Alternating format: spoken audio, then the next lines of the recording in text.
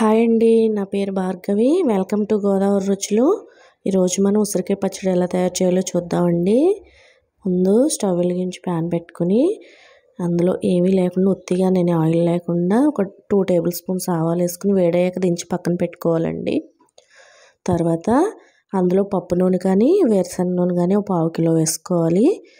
ఇవి 1/2 కిలో ఉసిరికాయలు లేదంటే ఒక డబ్బా ఉసిరికాయల్ని నీట్గా క్లీన్ చేసేసి 4 వైపులా నాట్లు పెట్టుకుని ఒక క్లాత్తో తుడిచిపెట్టుకుని ఇలా వేయించుకోవాలండి. ఆయిల్లో మీడియం ఫ్లేమ్ మీద నెమ్మదిగా వేయించుకోవాలి.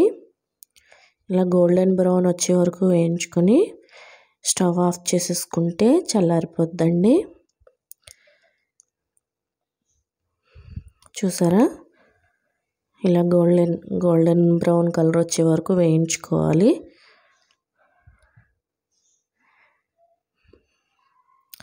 ఇది ఇలా ఉంచేస్తే చల్లారుతుందండి.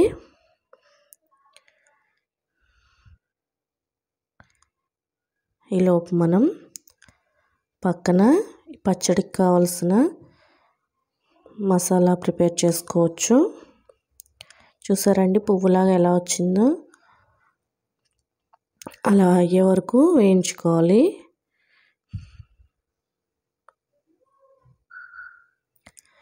ఇప్పుడు పక్కన మనం ఒక బౌల్ తీసుకుని ఇందులో ఒక టీ గ్లాస్ ఉంటుంది కదండి, చిన్న టీ గ్లాస్, ఒక గ్లాస్ ఆ టీ గ్లాస్ కారం తీసుకోండి. పచ్చికారం అంటారు కదా, అందులోనే 1/4 గ్లాసు సాల్ట్, అందులోనే ఇందాక వేయించుకున్నాను కదండి 1 నిమిషం ఆవాలు, అది 1.5 టేబుల్ స్పూన్ వచ్చింది ఆవు పిండి, 1 టేబుల్ స్పూన్ మెంతి పిండి అండి, ఇది నా దగ్గర ఉంది అందుకే వేయించలేదు. ఇందులోనే ఒక 50 గ్రాముల చింతపండు గుజ్జు తీసి ఒక 2 నిమిషాలు ఉడికించి పక్కన పెట్టుకున్న చింతపండు గుజ్జు. చింతపండు వద్దనుకున్న వాళ్ళు ఒక నిమ్మకాయ వేసుకోండి. వెల్లుల్లిపాయ అండి, వెల్లుల్లిపాయ ముద్ద చల్లారిపోయిందండి. ఇప్పుడు ఇది ఇందులో వేసి కలిపేసుకుందాం.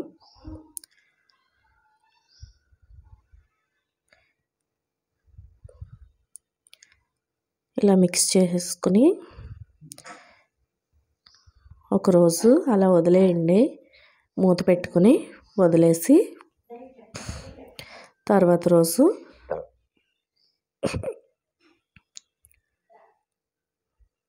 సాల్ట్ సరిపోయిందో లేదో చూసుకుని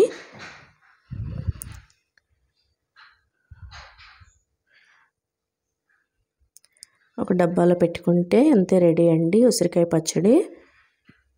తప్పకుండా ట్రై చేయండి ఫ్రెండ్స్. నచ్చితే షేర్ చేయండి, లైక్ చేయండి, సబ్స్క్రైబ్ చేయండి. Thank you for watching.